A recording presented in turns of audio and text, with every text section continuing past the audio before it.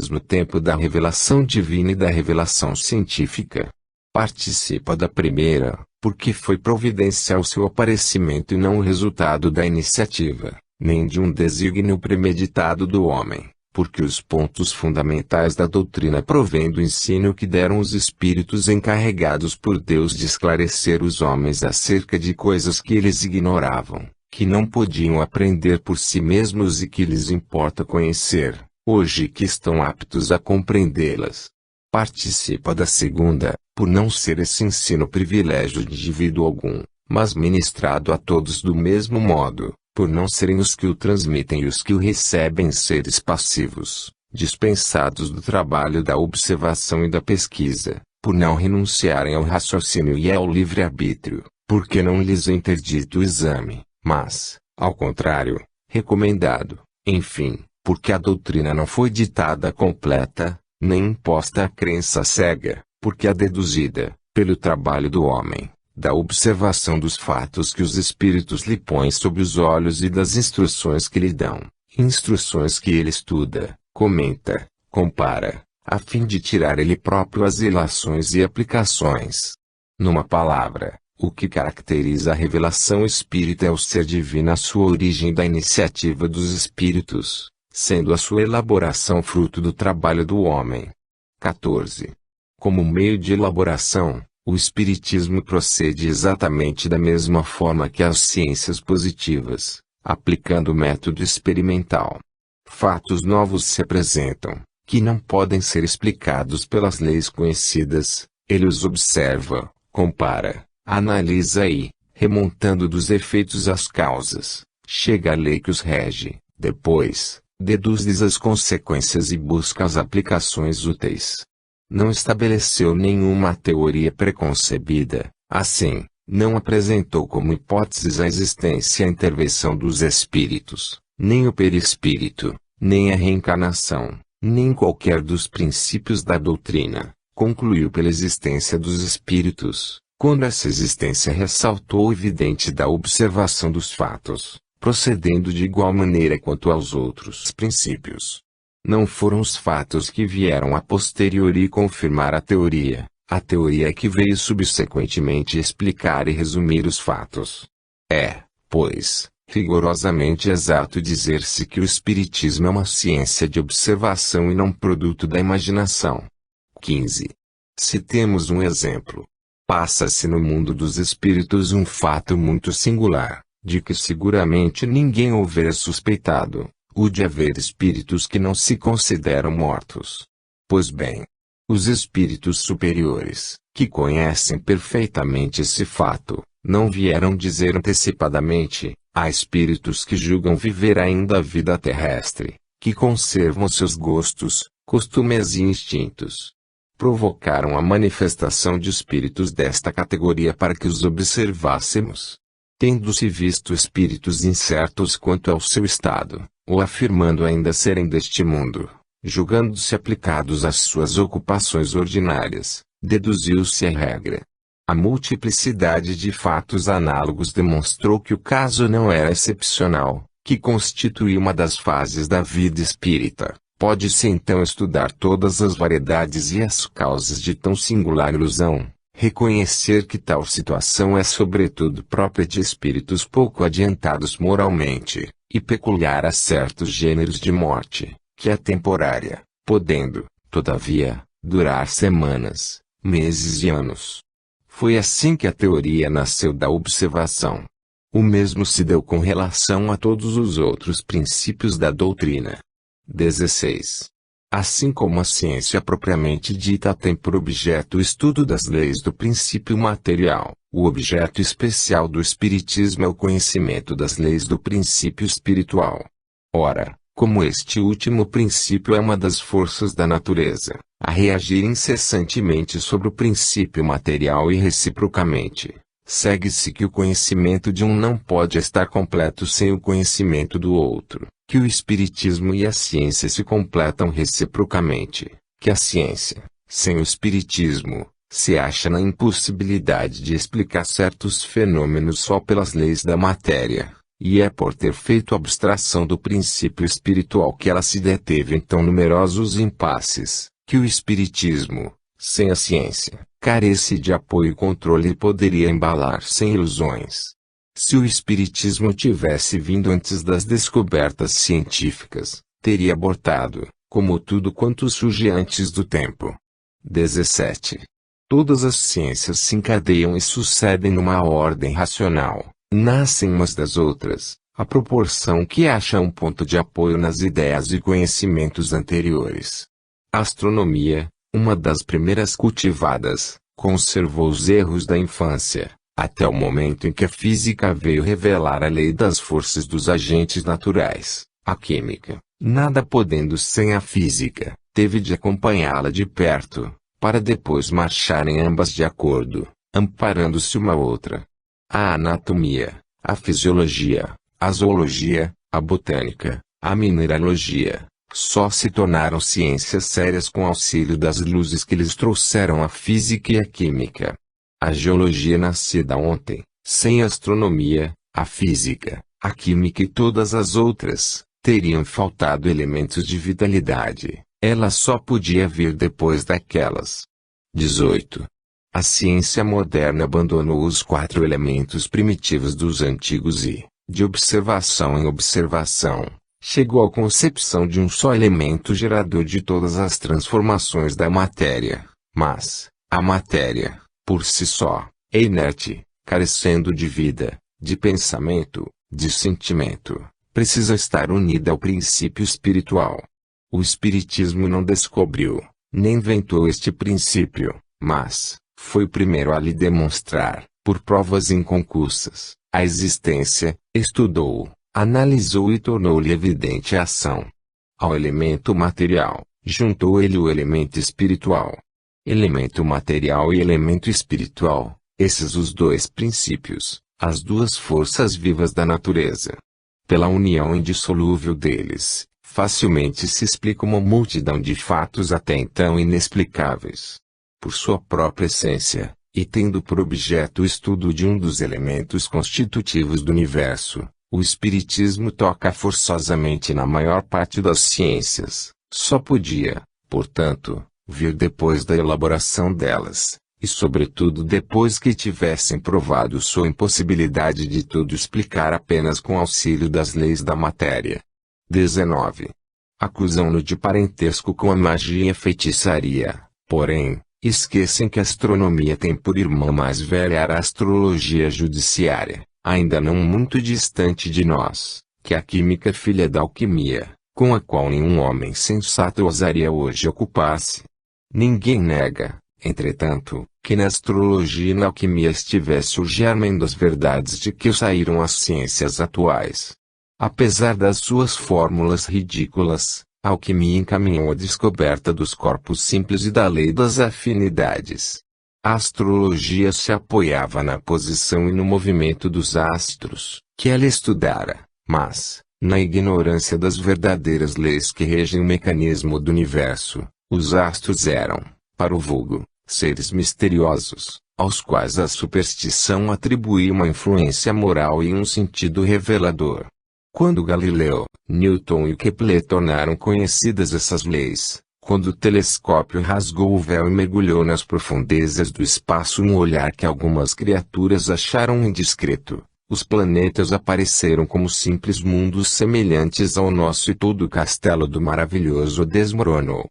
O mesmo se dá com o espiritismo, relativamente à magia e à feitiçaria, que se apoiavam também na manifestação dos espíritos, como a astrologia no movimento dos astros, mas, ignorantes das leis que regem o mundo espiritual, misturavam, com essas relações, práticas e crenças ridículas, com as quais o moderno espiritismo, fruto da experiência e da observação, acabou. Certamente, a distância que separa o espiritismo da magia e da feitiçaria é maior do que a que existe entre a astronomia e a astrologia, a química e a alquimia. Confundi-las é provar que de nenhuma se sabe patavina. 20. O simples fato de poder o homem comunicar-se com os seres do mundo espiritual traz consequências incalculáveis da mais alta gravidade, É todo um mundo novo que se nos revela e que tem tanto mais importância, quanto a ele hão de voltar todos os homens, sem exceção. O conhecimento de tal fato não pode deixar de acarretar, generalizando-se, profunda modificação nos costumes, caráter, hábitos, assim como nas crenças que tão grande influência exerceu sobre as relações sociais.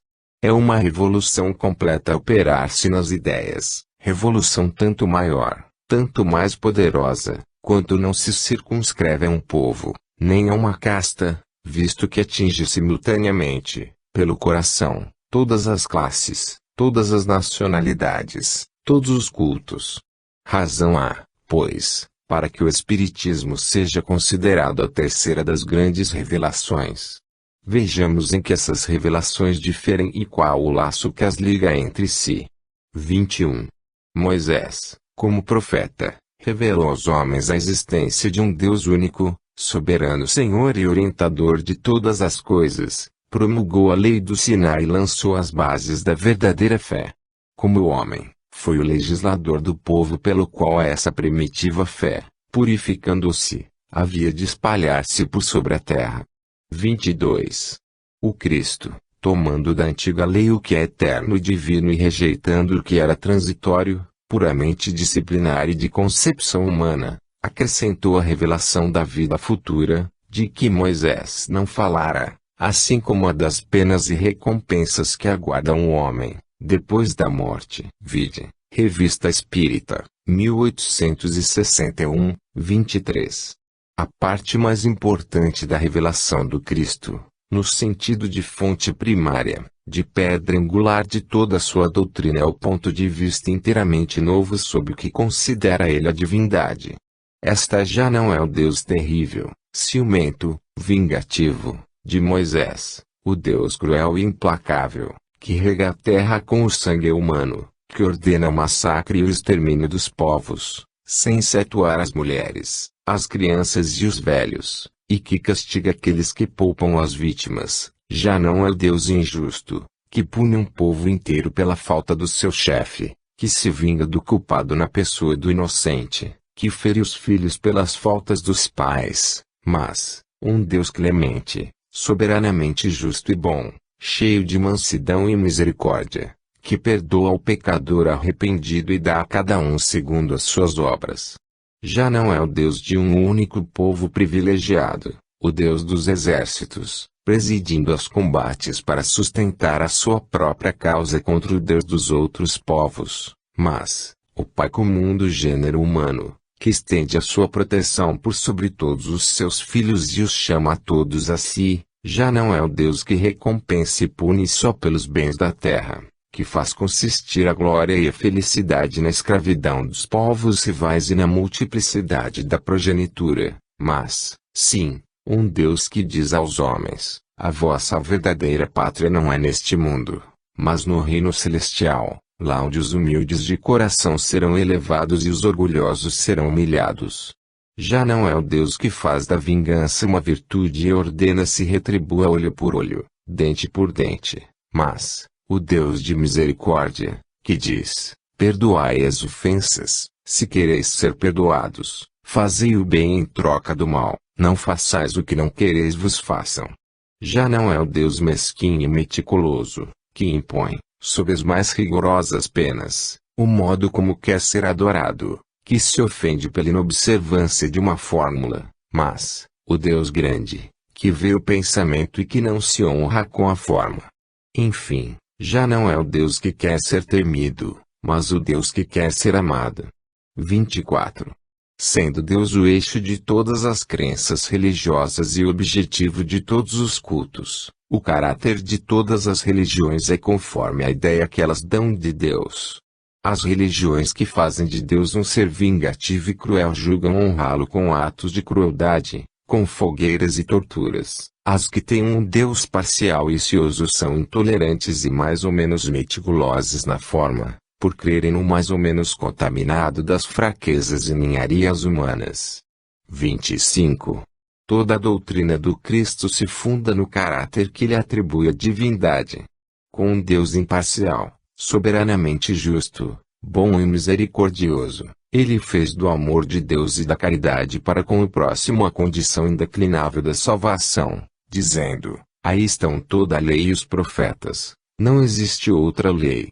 Sobre esta crença, assentou o princípio da igualdade dos homens perante Deus e o da fraternidade universal. A revelação dos verdadeiros atributos da divindade, de par com a da imortalidade da alma e da vida futura, modificava profundamente as relações mútuas dos homens, impunha-lhes novas obrigações e os fazia encarar a vida presente sob outro aspecto. Era, por isso mesmo, toda uma revolução nas ideias, revolução que forçosamente devia reagir contra os costumes e as relações sociais. É esse incontestavelmente, por suas consequências, o ponto capital da revelação do Cristo, cuja importância não foi compreendida suficientemente e, contrista dizê-lo, é o ponto de que mais a humanidade se tem afastado, que mais há desconhecido na interpretação dos seus ensinos. 26. Entretanto, o Cristo acrescenta: muitas das coisas que vos digo ainda não as compreendeis e muitas outras teria a dizer, que não compreenderíeis, por isso é que vos falo por parábolas. Mais tarde, porém, enviar-vos-ei o Consolador, o Espírito de verdade, que restabelecerá todas as coisas e vô-las explicará todas. Se o Cristo não disse tudo quanto poderia dizer, é que julgou conveniente deixar certas verdades na sombra, até que os homens chegassem ao estado de compreendê-las. Como ele próprio confessou, seu ensino era incompleto, pois anunciava a vinda daquele que o completaria, previra, pois, que suas palavras não seriam bem interpretadas, e que os homens se desviariam do seu ensino, em suma, que desfariam o que ele fez, uma vez que todas as coisas hão de ser restabelecidas. Ora, só se restabelece aquilo que foi desfeito. 27. Porque chama ele Consolador ao novo Messias. Este nome, significativo e sem ambiguidade, encerra toda uma revolução. Assim, ele previa que os homens teriam necessidade de consolações, o que implica a insuficiência daquelas que eles achariam na crença que iam fundar. Talvez nunca o Cristo fosse tão claro, tão explícito, como nestas últimas palavras, às quais poucas pessoas deram atenção bastante, provavelmente porque evitaram esclarecê-las e aprofundar-lhes o sentido profético. 28. Se o Cristo não pôde desenvolver o seu ensino de maneira completa, é que faltavam aos homens conhecimentos que eles só podiam adquirir com o tempo e sem os quais não compreenderiam. Há muitas coisas que teriam parecido absurdas no estado dos conhecimentos de então. Completar o seu ensino deve entender-se no sentido de explicar e desenvolver, não no de ajuntar-lhe verdades novas, porque tudo nele se encontra em estado de germe, faltando-lhe só a chave para se apreender o sentido das palavras. 29. Mas, quem toma a liberdade de interpretar as Escrituras Sagradas? Quem tem esse direito? Quem possui as necessárias luzes, senão os teólogos? Quem o ousa? Primeiro, a ciência, que a ninguém pede permissão para dar a conhecer as leis da natureza e que salta sobre os erros e os preconceitos. Quem tem esse direito? Neste século de emancipação intelectual e de liberdade de consciência, o direito de exame pertence a todos e as Escrituras não são mais a arca santa na qual ninguém se atrevia a tocar com a ponta do dedo, sem correr o risco de ser fulminado. Quanto às luzes especiais, necessárias, sem contestar as dos teólogos, por mais esclarecidos que fossem os da Idade Média, e, em particular, os pais da Igreja, eles, contudo, não o eram bastante para não condenarem como heresia o movimento da Terra e a crença nos antípodas. Mesmo sem ir tão longe, os teólogos dos nossos dias não lançaram anátema à teoria dos períodos de formação da Terra. Os homens só puderam explicar as Escrituras com auxílio do que sabiam, das noções falsas ou incompletas que tinham sobre as leis da natureza, mais tarde reveladas pela ciência. Eis porque os próprios teólogos, de muito boa fé, se enganaram sobre o sentido de certas palavras e fatos do Evangelho. querendo a todo custo encontrar nele a confirmação de uma ideia preconcebida, giraram sempre no mesmo círculo, sem abandonar o seu ponto de vista, de modo que só viam o que queriam ver. Por muito instruídos que fossem, eles não podiam compreender causas dependentes de leis que lhes eram desconhecidas. Mas, quem julgará das interpretações diversas e muitas vezes contraditórias, fora do campo da teologia? O futuro, a lógica e o bom senso. Os homens, cada vez mais esclarecidos, à medida que novos fatos e novas leis se forem revelando, saberão separar da realidade os sistemas utópicos. Ora, as ciências tornam conhecidas algumas leis, o espiritismo revela outras. Todas são indispensáveis à inteligência dos textos sagrados de todas as religiões, desde Confúcio e Buda até o cristianismo. Quanto à teologia, essa não poderá judiciosamente alegar contradições da ciência, visto como também ela nem sempre está de acordo consigo mesma. 30. O Espiritismo, partindo das próprias palavras do Cristo, como este partiu das de Moisés, é consequência direta da sua doutrina. A ideia vaga da vida futura, acrescenta a revelação da existência do mundo invisível que nos rodeia e povoa o espaço, e com isso precisa crença, dá-lhe um corpo, uma consistência, uma realidade à ideia. Define os laços que unem a alma ao corpo e levanta o véu que ocultava aos homens os mistérios do nascimento e da morte. Pelo Espiritismo, o homem sabe de onde vem, para onde vai, porque está na terra, porque sofre temporariamente e vê por toda parte a justiça de Deus. Sabe que a alma progride incessantemente, através de uma série de existências sucessivas, até atingir o grau de perfeição que aproxima de Deus. Sabe que todas as almas, tendo um mesmo ponto de origem, são criadas iguais, com idêntica aptidão para progredir, em virtude do seu livre-arbítrio, que todas são da mesma essência e que não há entre elas diferença, senão quanto ao progresso realizado, que todas têm o mesmo destino e alcançarão a mesma meta, mais ou menos rapidamente, pelo trabalho e boa vontade. Sabe que não há criaturas deserdadas, nem mais favorecidas umas do que outras, que Deus a nenhuma criou privilegiada e dispensada do trabalho imposto às outras para progredirem, que não há seres perpetuamente voltados ao mal e ao sofrimento, que os que se designam pelo nome de demônios são espíritos ainda atrasados e imperfeitos, que praticam o mal no espaço, como o praticavam na terra, mas que se adiantarão e aperfeiçoarão, que os anjos ou espíritos puros não são seres à parte na criação, mas espíritos que chegaram à meta, depois de terem percorrido a estrada do progresso, que, por essa forma, não há criações múltiplas, nem diferentes categorias entre os seres inteligentes, mas que toda a criação deriva da grande lei de unidade que rege o universo e que todos os seres gravitam para um fim comum que é a perfeição, sem que uns sejam favorecidos à custa de outros, visto serem todos filhos das suas próprias obras. 31. Pelas relações que hoje pode estabelecer com aqueles que deixaram a terra, possui o homem não só a prova material da existência e da individualidade da alma, como também compreende a solidariedade que liga os vivos aos mortos deste mundo e os deste mundo aos dos outros planetas.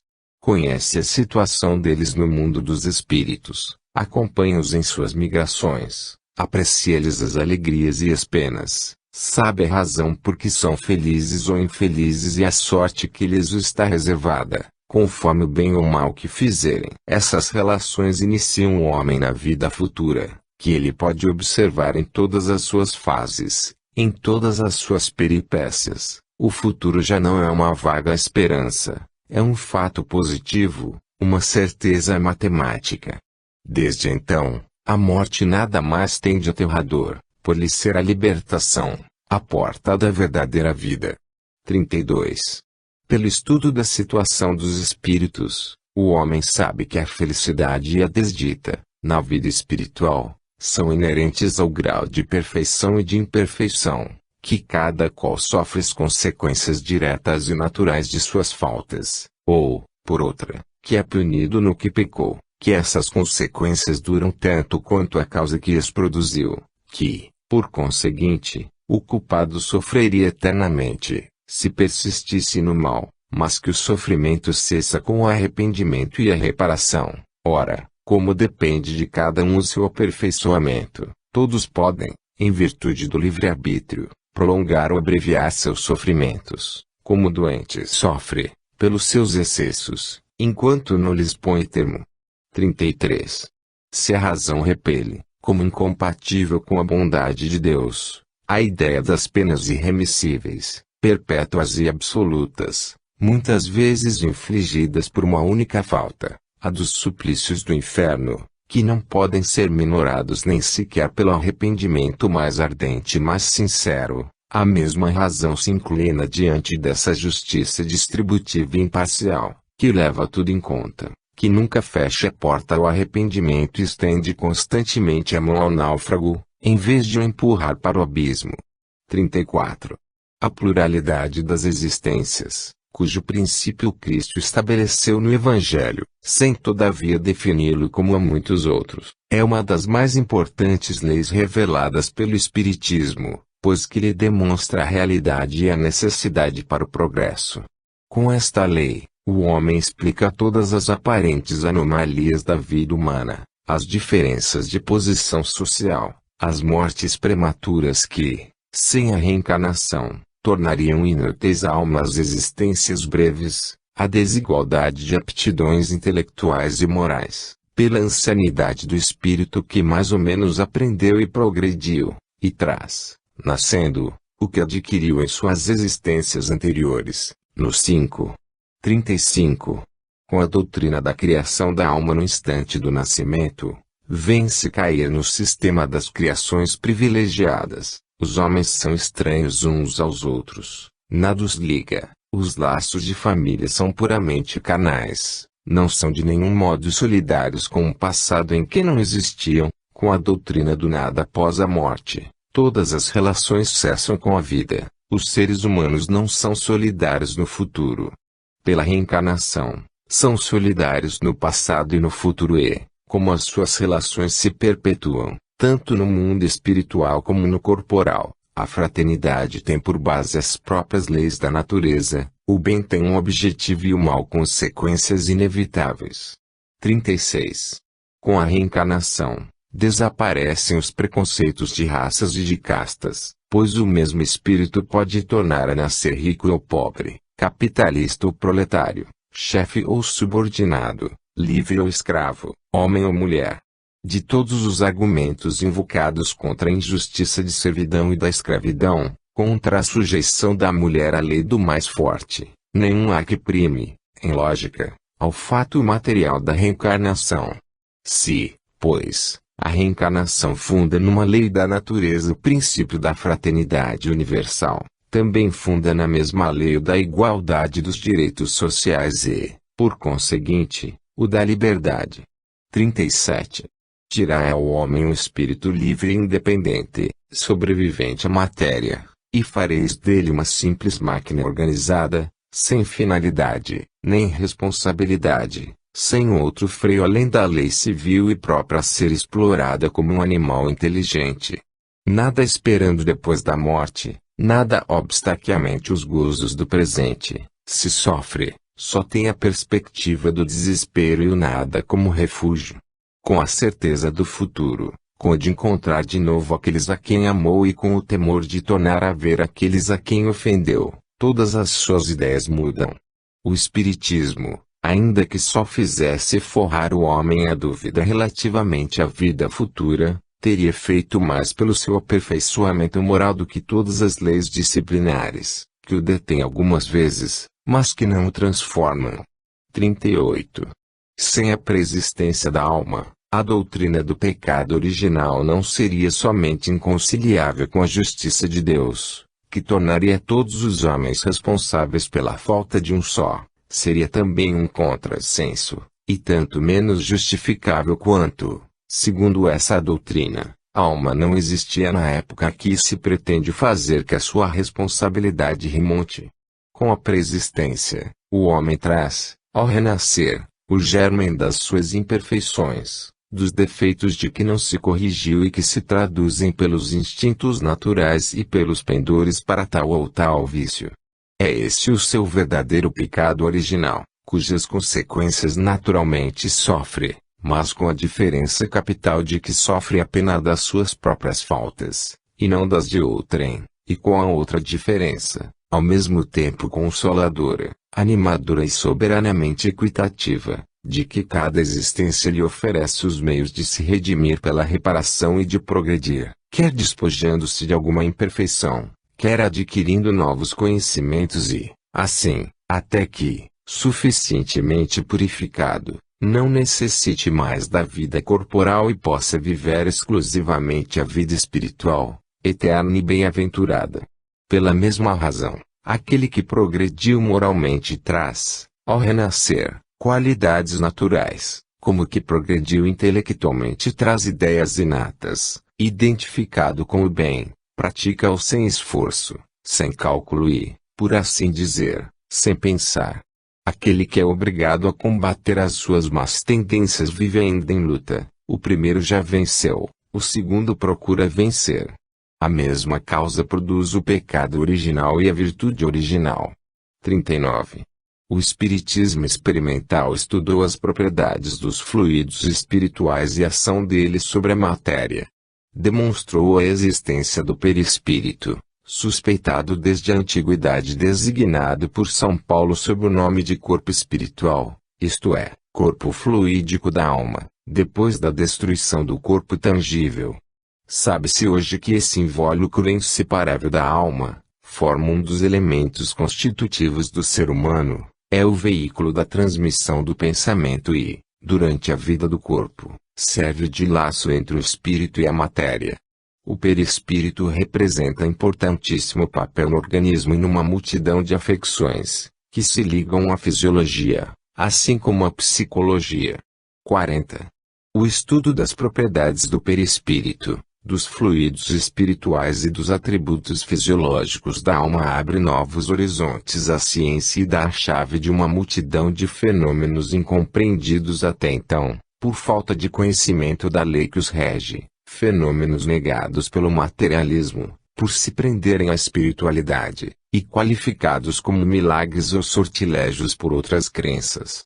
Tais são, entre muitos, os fenômenos da dupla vista, da visão à distância, do sonambulismo natural e artificial, dos efeitos psíquicos da catalepsia e da letargia, da presciência, dos pressentimentos, das aparições, das transfigurações, da transmissão do pensamento, da fascinação, das curas instantâneas, das obsessões e possessões, etc.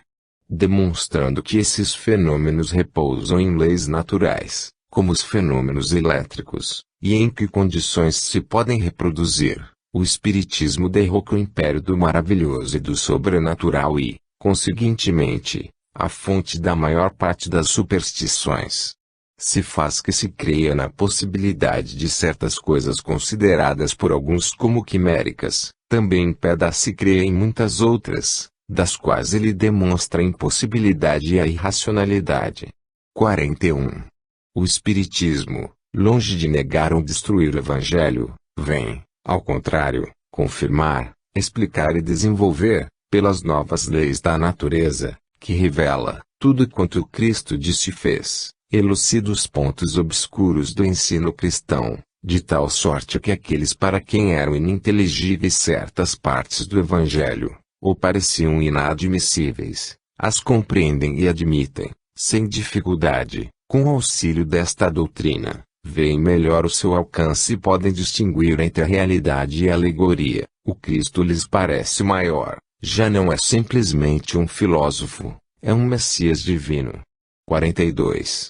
Demais, se considerar o poder moralizador do Espiritismo, pela finalidade que assina a todas as ações da vida, por tornar quase tangíveis as consequências do bem e do mal, pela força moral, a coragem e as consolações que dá nas aflições, mediante inalterável confiança no futuro, pela ideia de ter cada um perto de si os seres a quem amou, a certeza de os rever, a possibilidade de confabular com eles, enfim, pela certeza de que tudo quanto se fez, quanto se adquiriu em inteligência, sabedoria, moralidade, até a última hora da vida, não fica perdido, que tudo aproveita o adiantamento do Espírito. Reconhece-se que o Espiritismo realiza todas as promessas do Cristo a respeito do Consolador anunciado.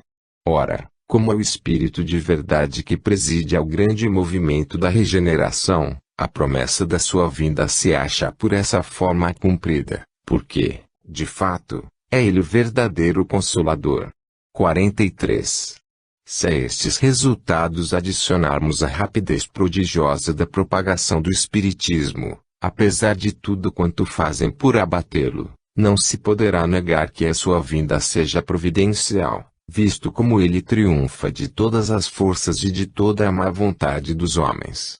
A facilidade com que é aceito por grande número de pessoas, sem constrangimento, apenas pelo poder da ideia, prova que ele corresponde a uma necessidade, qual a de crer o homem em alguma coisa para encher o vácuo aberto pela incredulidade que, portanto, veio no momento preciso. 44.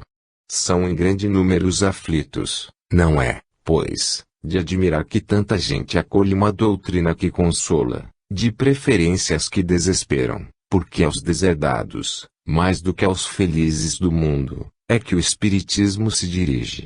O doente vê chegar o médico com maior satisfação do que aquele que está bem de saúde. Ora, os aflitos são os doentes e o Consolador é o médico.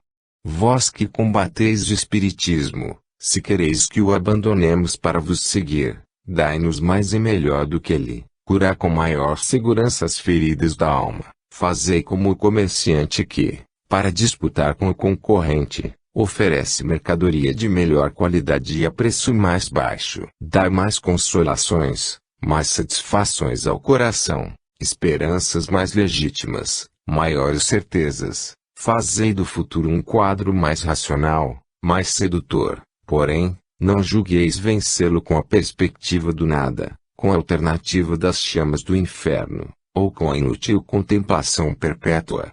Que diríeis se de um comerciante que tratasse de loucos todos os fregueses que não querem sua mercadoria e vão ao vizinho? Fazeis o mesmo, taxando de loucura e de inépcia todos os que não querem vossas doutrinas, que se equivocam por não achar de seu gosto. Nota: o Espiritismo não é contrário à crença dogmática relativa à natureza do Cristo e, neste caso, pode-se dizer o complemento do Evangelho, se o contradiz. A solução desta questão não toca apenas de maneira acessória o Espiritismo, que não deve preocupar-se com dogmas particulares de tal ou qual religião. Simples doutrina filosófica, não se apresenta como o campeão, nem como adversário sistemático de nenhum culto, deixando a cada um a sua crença. A questão da natureza do Cristo é capital do ponto de vista cristão. Não pode ser tratada levianamente, e não são as opiniões pessoais, nem dos homens, nem dos espíritos, que a podem decidir. Em assunto semelhante, não basta afirmar ou negar, é preciso provar. Ora, de todas as razões alegadas a favor ou contra, nenhuma que não seja mais ou menos hipotética, visto que todas são questionáveis.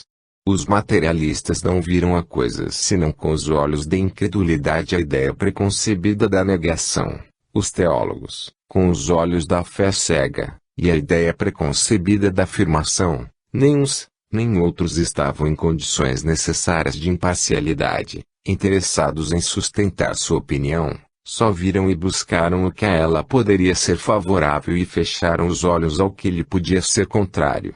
Se, desde que a questão foi agitada, ainda não foi resolvida de maneira peremptória, é que faltaram elementos, os únicos que lhe podiam dar a chave, absolutamente como faltava aos sábios da antiguidade o conhecimento das leis da luz, para explicar o fenômeno do arco-íris.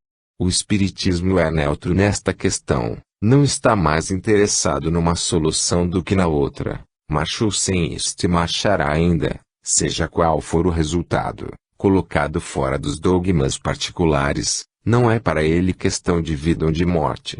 Quando abordar, apoiando todas as suas teorias nos fatos, resolvê-la pelos fatos, e em tempo oportuno, se tivesse urgência, ela já estaria resolvida. Os elementos de uma solução hoje estão completos, mas o terreno ainda não está preparado para receber a semente. Uma solução prematura, fosse qual fosse, encontraria muita oposição de parte a parte, e o Espiritismo perderia mais partidários do que os conquistaria. Eis porque a prudência nos impõe o dever de nos abstermos de toda polêmica sobre o assunto, até que estejamos certos de poder colocar o pé em terra firme. Enquanto se espera, deixemos que discutam os prós e os contras fora do Espiritismo, sem nisto tomar parte, deixando que os dois partidos esgotem seus argumentos. Quando o momento for propício, levaremos para a balança, não a nossa opinião pessoal, que não tem nenhum peso, nem pode fazer lei, mas fatos até este momento não observados, e então cada um pode julgar com conhecimento de causa.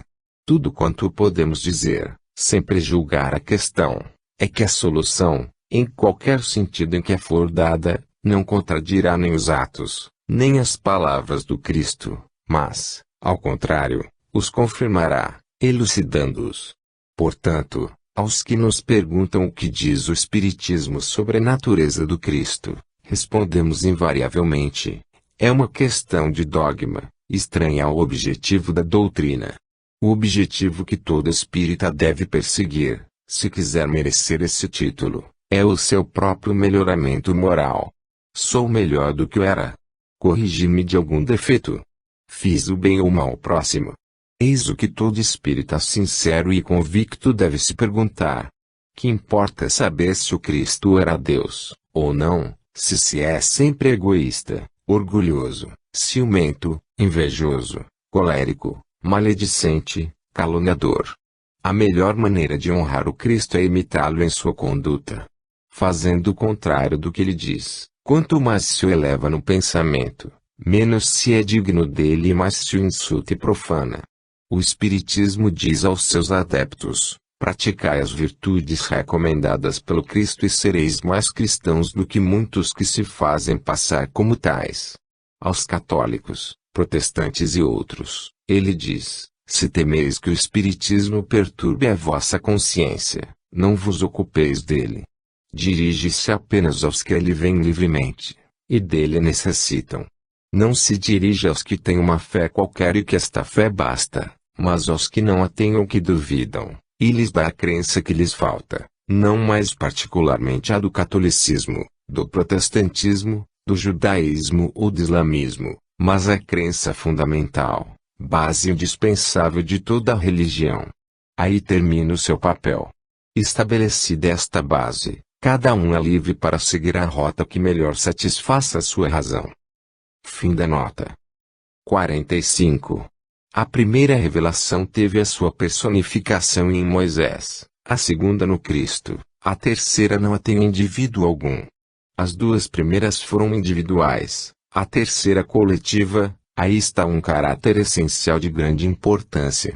Ela é coletiva no sentido de não ser feita ou dada como privilégio a pessoa alguma. Ninguém, por consequência, pode inculcar-se como seu profeta exclusivo. Foi espalhada simultaneamente, por sobre a terra, a milhões de pessoas, de todas as idades e condições, desde a mais baixa até a mais alta da escala, conforme esta predição registrada pelo autor dos Atos dos Apóstolos: nos últimos tempos, disse o Senhor, derramarei o meu espírito sobre toda a carne, os vossos filhos e filhas profetizarão, os mancebos terão visões, e os velhos, sonhos.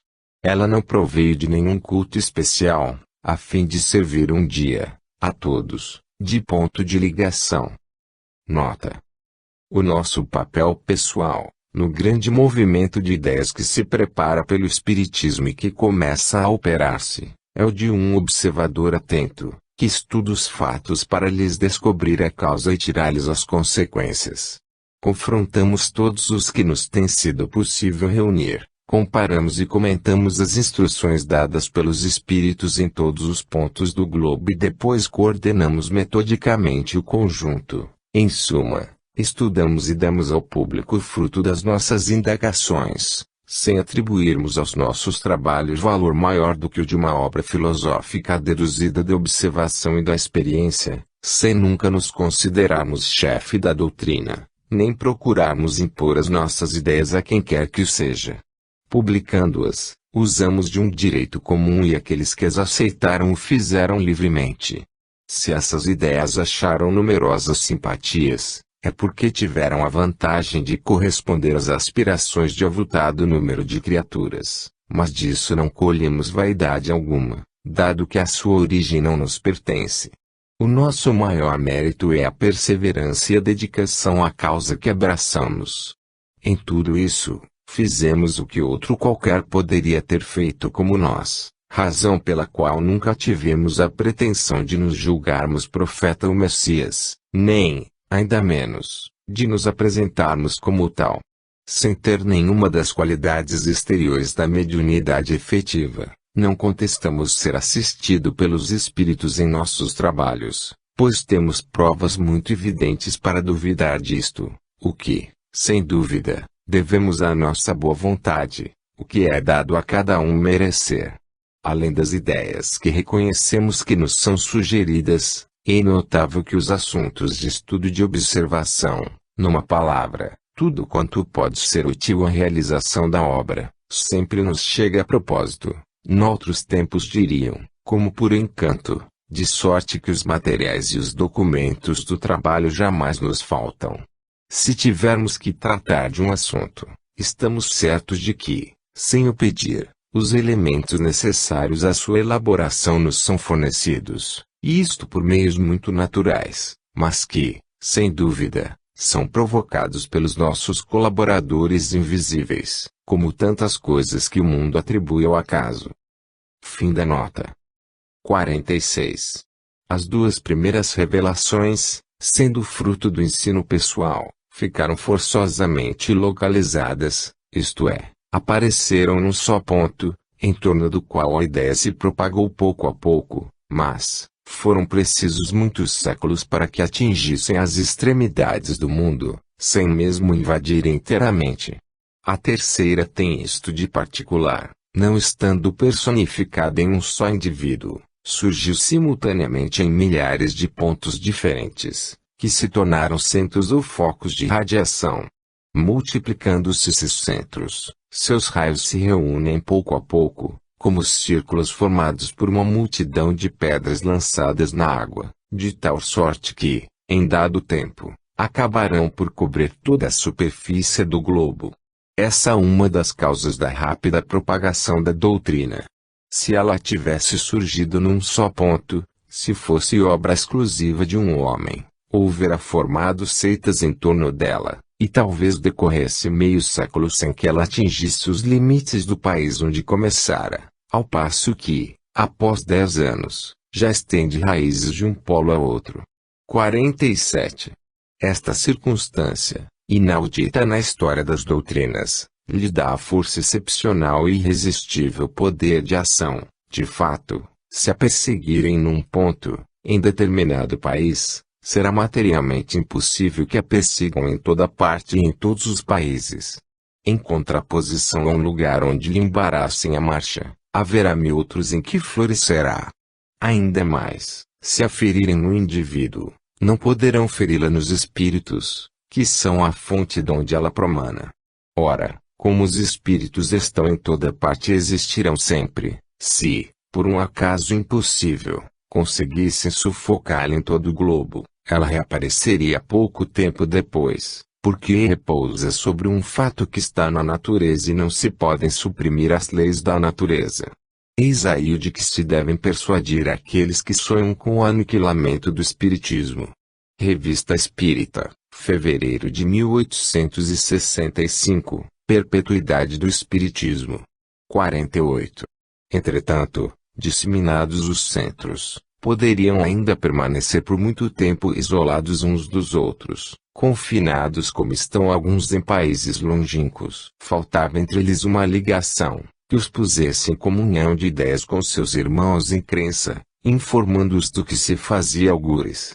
Esse traço de união, que na antiguidade teria faltado ao Espiritismo, hoje existe nas publicações que vão a toda parte, condensando, sob uma forma única, concisa e metódica, o ensino dado universalmente sob formas múltiplas e nas diversas línguas. 49. As duas primeiras revelações só podiam resultar de um ensino direto, como os homens não estivessem ainda bastante adiantados a fim de concorrerem para sua elaboração, elas tinham que ser impostas pela fé, sob a autoridade da palavra do Mestre. Contudo, notam-se entre as duas bem sensível diferença, devido ao progresso dos costumes e das ideias, se bem que feitas ao mesmo povo e no mesmo meio, mas com 18 séculos de intervalo. A doutrina de Moisés é absoluta, despótica, não admite discussão e se impõe ao povo pela força. A de Jesus é essencialmente conselheira, é livremente aceita e só se impõe pela persuasão, foi controvertida desde o tempo do seu fundador, que não desdenhava de discutir com os seus adversários. 50. A terceira revelação, vinda numa época de emancipação e madureza intelectual, em que a inteligência, já desenvolvida, não se resigna a representar papel passivo, em que o homem nada aceita cegas, mas quer ver onde o conduzem, quer saber o porquê e o como de cada coisa, tinha ela que ser ao mesmo tempo o produto de um ensino e o fruto do trabalho, da pesquisa e do livre exame. Os espíritos não ensinam senão justamente o que é mister para guiá-lo no caminho da verdade, mas abstêm-se de revelar o que o homem pode descobrir por si mesmo, deixando-lhe o cuidado de discutir, verificar e submeter tudo ao cadinho da razão, deixando mesmo, muitas vezes, que adquira experiência à sua custa. Fornecem-lhe o princípio, os materiais, cabe-lhe a ele aproveitá-los e pô-los em obra. No 15. 51.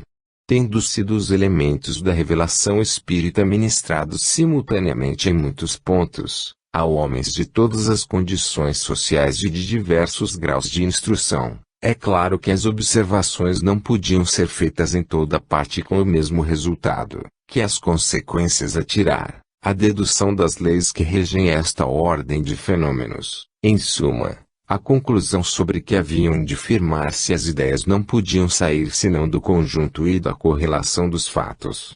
Ora, cada centro isolado, circunscrito dentro de um círculo restrito, não vendo as mais das vezes senão uma ordem particular de fatos, não raro contraditórios na aparência, geralmente provindo de uma mesma categoria de espíritos e, ao demais, embaraçados por influências locais e pelo espírito de partido, se achava na impossibilidade material de abranger o conjunto e, por isso mesmo, incapaz de conjugar as observações isoladas a um princípio comum. Apreciando cada qual os fatos sob o ponto de vista dos seus conhecimentos e crenças anteriores, ou da opinião especial dos espíritos que se manifestassem, bem cedo teriam surgido tantas teorias e sistemas, quantos fossem os centros, todos incompletos por falta de elementos de comparação e exame. 52. Além disso, convém notar que em parte alguma o ensino espírita foi dado integralmente, ele diz respeito a tão grande número de observações, a assuntos tão diferentes, exigindo conhecimentos e aptidões mediúnicas especiais, que impossível era acharem-se reunidas num mesmo ponto todas as condições necessárias. Tendo o ensino que ser coletivo e não individual, os espíritos dividiram o trabalho, disseminando os assuntos de estudo e observação como, em algumas fábricas, a confecção de cada parte de um mesmo objeto é repartida por diversos operários. A revelação fez-se assim parcialmente em diversos lugares e por uma multidão de intermediários e é dessa maneira que prossegue ainda, pois que nem tudo foi revelado. Cada centro encontra nos outros centros o complemento do que obtém, e foi o conjunto, a coordenação de todos os sistemas parciais que constituíram a doutrina espírita. Era, pois, necessário grupar os fatos espalhados, para se lhes apreender a correlação, reunir os documentos diversos, as instruções dadas pelos espíritos sobre todos os pontos e sobre todos os assuntos, para as comparar, analisar, estudar-lhes as analogias e as diferenças.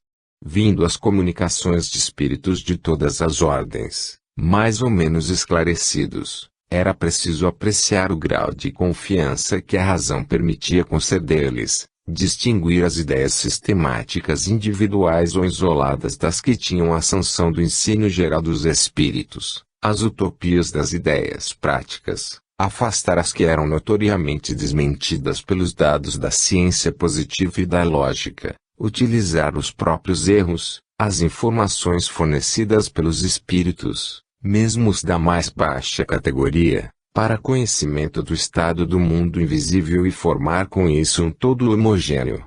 Era preciso, numa palavra, um centro de elaboração, independente de qualquer ideia preconcebida, de todo prejuízo de seita, resolvido a aceitar a verdade tornada evidente, embora contrária às opiniões pessoais. Este centro se formou por si mesmo, pela força das coisas e sem desígnio premeditado.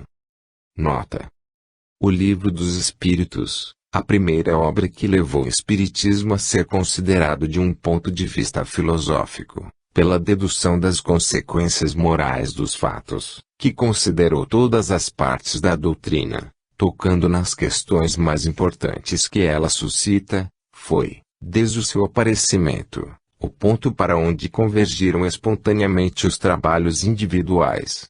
É notório que da publicação desse livro data a era do espiritismo filosófico, até então conservado no domínio das experiências curiosas. Se esse livro conquistou as simpatias da maioria que exprimia os sentimentos dela, correspondia às suas aspirações e encerrava também a confirmação e a explicação racional do que cada um obtinha em particular. Se estivesse em desacordo com o ensino geral dos espíritos, teria caído no descrédito e no esquecimento. Ora, qual foi aquele ponto de convergência?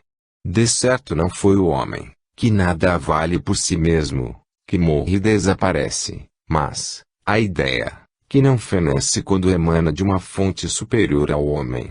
Essa espontânea concentração de forças dispersas deu lugar a uma amplíssima correspondência, monumento único do mundo, quadro vivo da verdadeira história do espiritismo moderno, onde se refletem ao mesmo tempo os trabalhos parciais, os sentimentos múltiplos que a doutrina fez nascer, os resultados morais, as dedicações, os desfalecimentos, arquivos preciosos para a posteridade, que poderá julgar os homens e as coisas através de documentos autênticos. Em presença desses testemunhos inexpugnáveis, a que se reduzirão, com o tempo, todas as falsas alegações da inveja e do ciúme. Fim da nota. 53. De todas essas coisas, originou-se dupla corrente de ideias, umas, dirigindo-se das extremidades para o centro, as outras se encaminhando do centro para a circunferência. Desse modo, a doutrina caminhou rapidamente para a unidade, malgrado a diversidade das fontes donde promanou. Os sistemas divergentes ruíram pouco a pouco, devido ao isolamento em que ficaram, diante do ascendente da opinião da maioria, em a qual não encontraram repercussão simpática. Desde então, uma comunhão de ideias se estabeleceu entre os diversos centros parciais. Falando a mesma linguagem espiritual, eles se entendem e estimam, de um extremo a outro do mundo.